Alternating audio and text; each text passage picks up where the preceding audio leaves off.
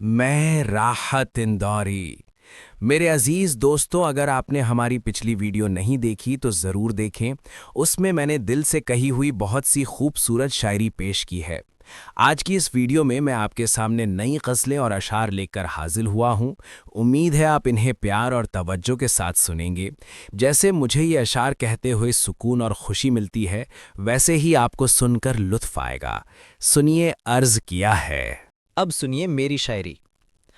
اجنبی خواہشیں سینے میں دبا بھی نہ سکوں، اجنبی خواہشیں سینے میں دبا بھی نہ سکوں، ایسے ضدی ہیں پرندے کے اڑا بھی نہ سکوں۔ اگر شاعری اچھی لگے تو واہ واہ ضرور کہنا۔ پھونک ڈالوں گا کسی روز میں دل کی دنیا، پھونک ڈالوں گا کسی روز میں دل کی دنیا، یہ طرح خط تو نہیں ہے کہ جلا بھی نہ سکوں۔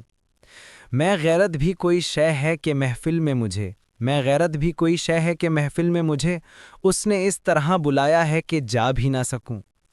پھل تو سب میرے درختوں کے پکے ہیں لیکن، پھل تو سب میرے درختوں کے پکے ہیں لیکن اتنی کمزور ہیں شاخیں کہ ہلا بھی نہ سکوں۔